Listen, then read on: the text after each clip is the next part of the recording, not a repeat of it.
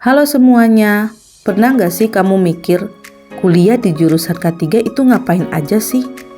Apa cuma belajar pakai APD, terus jaga orang biar nggak jatuh dari tangga? Nah, kalau kamu penasaran atau bahkan sedang ada niat masuk jurusan keselamatan dan kesehatan kerja, video ini wajib kamu tonton sampai habis. Karena kita bakal bahas tuntas apa aja sih yang dipelajari di dunia K3 dan kenapa jurusan ini makin dibutuhkan di zaman sekarang.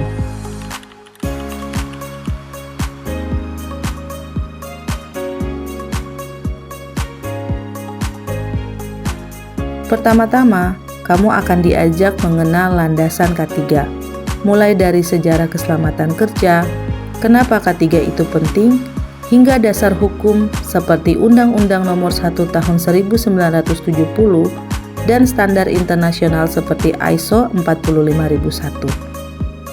Di sini, kamu mulai sadar, K3 itu bukan cuma aturan, tapi soal melindungi nyawa manusia. Kamu juga akan belajar cara mengidentifikasi bahaya dan menilai resiko di tempat kerja. Misalnya, bahaya bekerja di ruang sempit, bahaya ledakan gas, atau bahkan kelelahan kerja karena shift malam.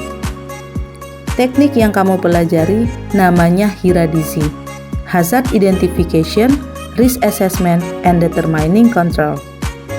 Keren kan? Biar kamu bisa merancang pengendalian yang gak cuma aman, tapi juga efisien.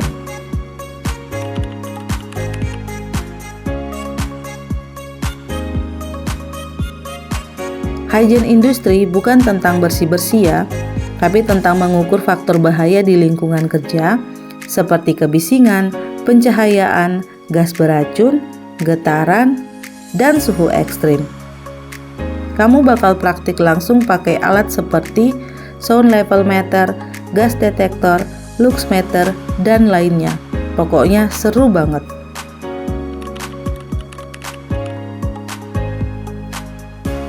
K3 juga ngurusin tubuh manusia loh. Kamu belajar gimana tubuh merespon beban kerja, suhu panas, dan stres. Terus kamu juga belajar tentang penyakit akibat kerja, seperti gangguan pendengaran karena bising, cedera otot karena angkat barang, penyakit paru karena debu. Di sini, kamu makin sadar bahwa kesehatan pekerja adalah aset.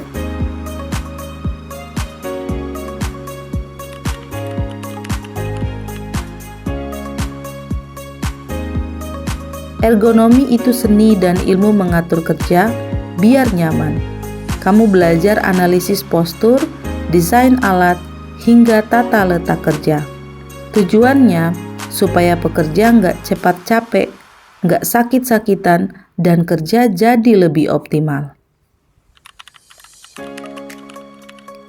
K3 itu lintas sektor banget. Kamu akan belajar K3 di proyek konstruksi, pabrik manufaktur, rumah sakit, tambang, dan migas. Setiap sektor punya resiko yang berbeda, dan kamu dilatih jadi problem solver yang siap di mana saja.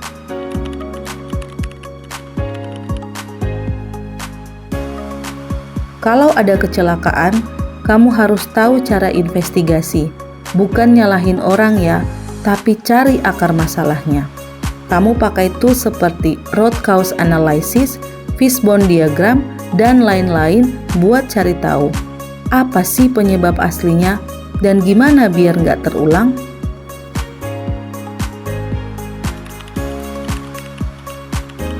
Saat keadaan darurat, kamu harus siap belajar cara pakai APAR, ngerti jenis-jenis kebakaran, bikin rencana evakuasi, dan bahkan simulasi keadaan darurat. Karena di dunia nyata, detik-detik itu bisa jadi penentu nyawa seseorang. Ini nih yang kadang dilupain, budaya K3 dan kepemimpinan. Karena sehebat apapun SOP, kalau manusianya cuek, ya percuma. Makanya, kamu belajar membangun budaya selamat dan menjadi pemimpin keselamatan yang bisa menginspirasi orang lain. Terakhir, Kamu juga belajar cara mengelola dokumen K3, melakukan audit, dan mempersiapkan perusahaan untuk sertifikasi ISO 45001 atau SMK 3.